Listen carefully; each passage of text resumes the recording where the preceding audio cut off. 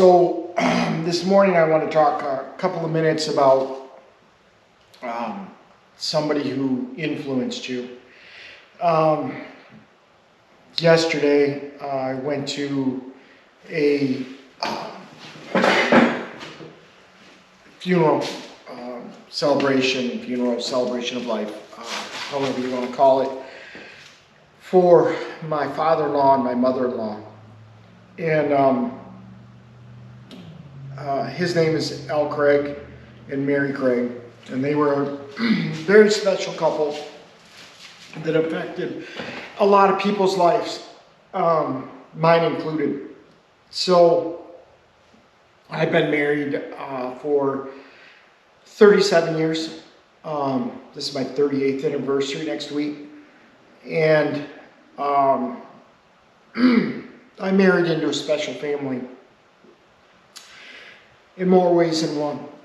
And my father was a big influence on me growing up and starting my career. I worked with him a long time, and he was a very, very smart man. And he taught me machine controls, hydraulic, pneumatic, electric. And he also taught me, building things and working with my hands. And I guess the biggest thing my father taught me was can do. That was his motto. Can do anything that you put your mind to. And with being taught that as I grew up, when I met Al, my wife's dad,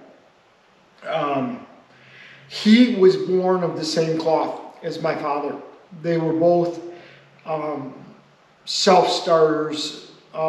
They both worked extremely hard, both successful in their own right, both of them.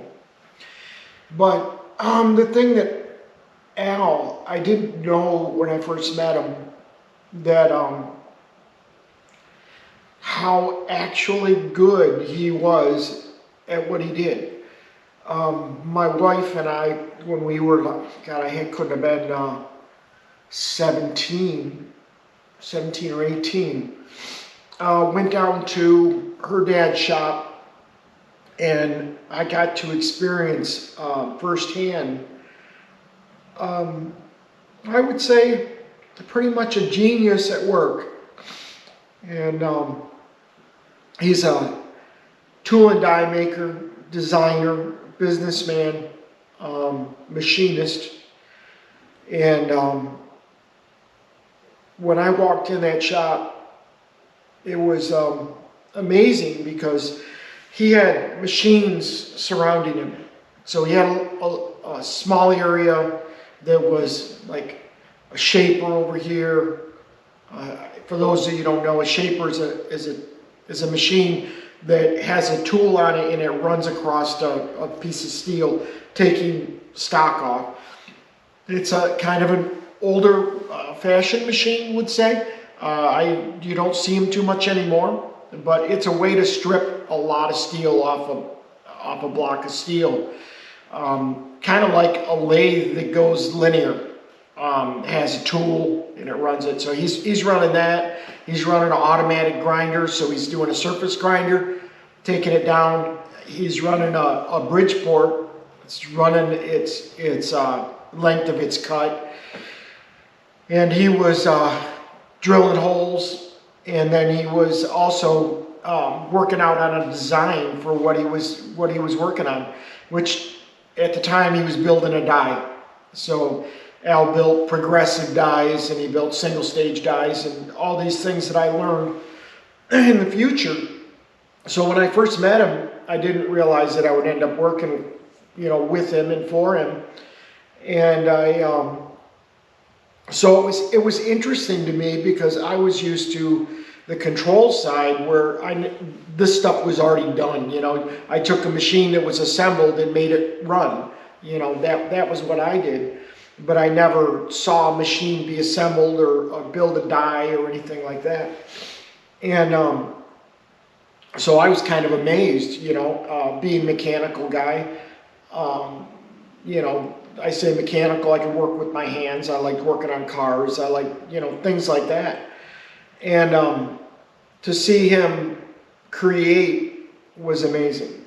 And I learned so much from him. And I think the cool part about Al is he was willing to show anybody who was interested, as long as you would put the effort out, what his art. And we have so little of that nowadays, of people who are willing to show, that out to people. And I think about myself, my brother-in-law, who's a great machinist in his own right, my nephews, that have been influenced by him. That is a lost thing. You see apprenticeships now and then open up, but very rarely, because the market used to be flooded with people who were millwrights and machine repair and machinists. But the true greats, they're gone away. They're not around, and it's tough. It's tough for young people to get that kind of talent and instruction. I listened yesterday at the we'll call it a funeral. We call it a celebration of life is a better way. And my nephews, who all were affected, and I say my nephews, but there was a lot of grandchildren, siblings. He had 7 children. And they listed out how many. It was a lot, and they were all so affected by them. But I'm thinking primarily of my nephews, who pretty much all of them worked with my father-in-law at some time or another, whether it be learning to weld, or whether it was machine building, or whatever the thing was at the time that they were involved with him. And as they grew up, he gave them opportunities to learn, earn extra money, and be exposed to this world that not many people get exposed. Now, are they all machinists now? No, they're not. They have different jobs, but there are a lot of them. Excuse me, there we go. There are several of them that create with their hands, whether they do something different or I know my one nephew, he creates trail systems, designs and creates trail systems all over the world, and he's an amazing young man in his own right. Then we have another one who is who went into marketing, and then into machine reps, and into he's just a smart young man. Then we have another one who works in a machine shop as well, but he's more into management. But he has a bike shop where he hand builds amazing creations. And I think of those guys and the effect that their grandfather had on them. And I look at myself and I go, wow, the impact is overwhelming. It's overwhelming. It's overwhelming to meet a person like that who has such a strong influence on everybody around him. And my mother-in-law, she had the same effect on people in a different way. But primarily, this is a gearhead channel, so I'm going to kind of talk about my father-in-law. And I just was so moved by all of the people that were there that had been affected by this man, myself included. And I'm still emotional about it today, as you can hear in my voice. But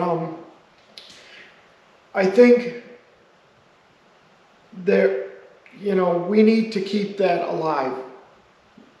I know you see my son Danny on the channel, and my son Danny's in college finishing up his degree. He's getting close to finishing his degree, so he's not on my channel that much right now, but in the future you'll see him more and more as his time gets freed up. He's got his 73 CUDA over here that we're going to do a video on today, so you're going to get to see him a little bit more. And that 73 CUDA is going to be a huge project, a huge undertaking that my son is going to be heavily involved in, as well as he's involved in this. Right now, my son's primary function with this project, this Monty project, is keeping parts coming and getting things ordered and finding the stuff that we need. And believe it or not, he's financing this whole project. This is my son's project.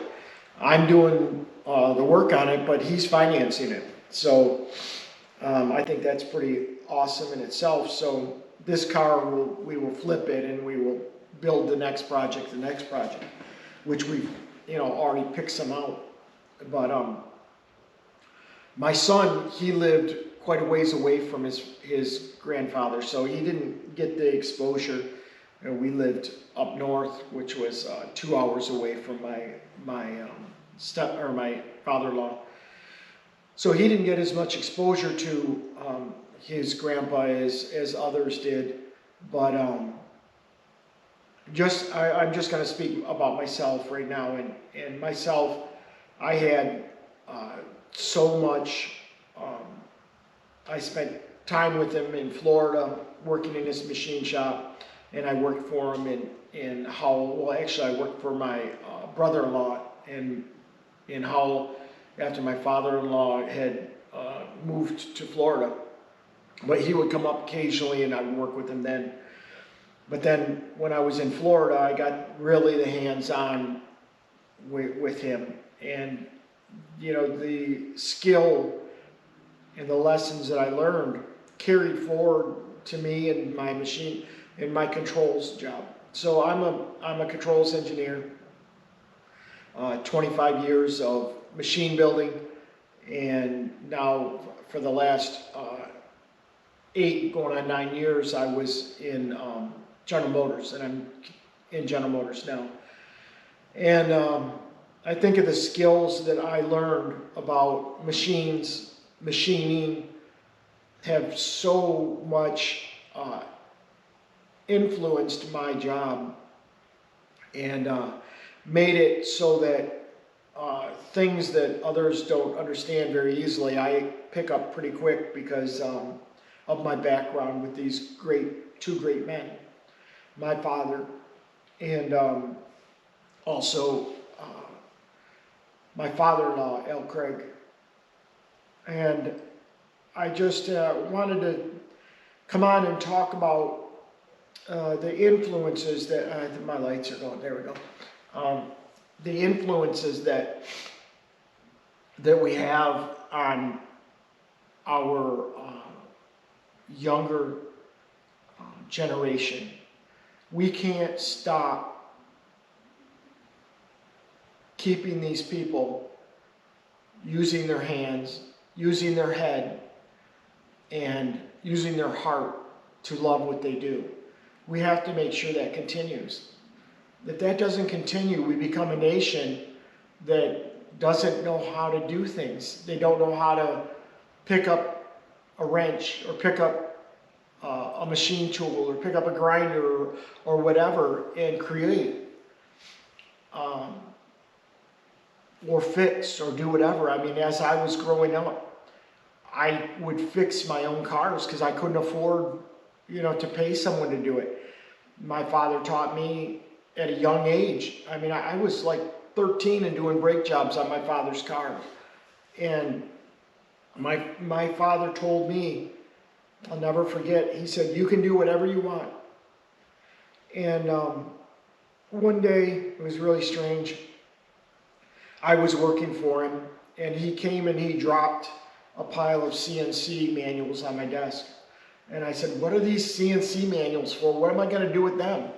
And he goes, you're going to design CNC logic and be able to work on them in your job. And I looked at him like he was insane. But yet, that's my job now. As a machine builder, I went all over the world doing stuff on CNC machines, and my father gave me the attitude that I could do whatever I wanted to do. My father-in-law was exactly the same. He was cut from the same cloth of a generation that provided for their families and did what they had to do. Were they all engineers? Were they all doctors? Were they all professionals? No, they weren't. But they were professionals in their own right, and they were masters of their trades. And that mastery of their trade is so rare that when you see it and you recognize it for what it is, first of all, you have to be able to recognize it for what it is, and that takes a certain amount of knowledge, I would say, to understand what you're looking at. When you see somebody who is, I gotta move. I go see my light come back on. To understand what you're viewing, you have to have a little bit of knowledge and open-mindedness. And I've seen so many people nowadays that they're afraid to pick up a tool. They're afraid to do manual labor. They're afraid to get dirty. And that isn't good for our country. We can have some people like that. We need doctors, we need lawyers, we need, policemen, we need different people like that.